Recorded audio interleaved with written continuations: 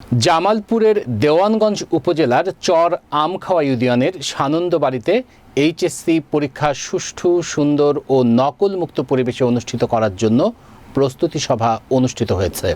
দেওয়ানগঞ্জ উপজেলা প্রতিনিধি রশিদুল আলম শিকদারের প্রতিবেদনে দেখুন বিস্তারিত। 29 জুন শনিবার সানন্দবাড়ি কলেজের অধ্যক্ষের কার্যালয়ে এই প্রস্তুতি সভা অনুষ্ঠিত হয়। প্রস্তুতি সভায় সানন্দবাড়ি কলেজের গভর্নিং বডির সভাপতি লুৎফর রহমানের সভাপতিত্বে প্রধান অতিথি হিসেবে উপস্থিত থেকে বক্তব্য রাখেন চর আমখাওয়া ইউনিয়ন পরিষদ চেয়ারম্যান জিয়াউল ইসলাম জিয়া।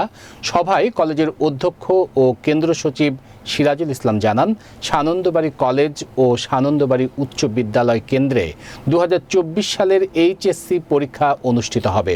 ইতিমধ্যে পরীক্ষা কেন্দ্রের সকল প্রস্তুতি সম্পূর্ণ হয়েছে। 30 জুন থেকে পরীক্ষা শুরু হবে। এবারে 3টি কলেজ থেকে এইচএসসি পরীক্ষায় 476 জন ছাত্রছাত্রী অংশ নেবে।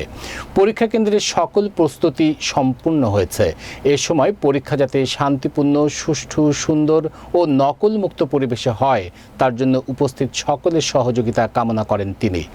সানন্দবাড়ি বালিকা উচ্চ বিদ্যালয়ের প্রধান শিক্ষক ও সাবেক চেয়ারম্যান শেখ নাজিম উদ্দিনের সঞ্চালনায় অন্যান্যের মধ্যে বক্তব্য রাখেন সানন্দবাড়ি বহুমুখী উচ্চ বিদ্যালয়ের প্রধান শিক্ষক জয়নুল আবেদিন, সানন্দবাড়ি বহুমুখী উচ্চ বিদ্যালয়ের সাবেক সহকারী শিক্ষক আলহাজ আজিজুর রহমান, সানন্দবাড়ি বাজার সরকারি প্রাথমিক বিদ্যালয়ের প্রধান শিক্ষক রফিকুল ইসলাম, চর আমখাওয়া ইউনিয়ন আওয়ামী লীগের বন ও পরিবেশ বিষয়ক সম্পাদক আজিজ মৃধা, ত্রাণ বিষয়ক সম্পাদক দোজাহান আকন্দ, চর আমখাওয়া ইউনিয়ন বিএনপির সহসভাপতি আরজান আলী, অভিভাবক সদস্য মমিনুল ইসলাম আকন্দ, ইউপি সদস্য রফিকুল ইসলাম, শাহ আলম আকন্দ, বাবুল আক্তার, আব্দুস সাত্তার আকন্দ, তারিকুল ইসলাম তারেক, সাংবাদিক রশিদুল আলম শিকদার সহ অনেকে।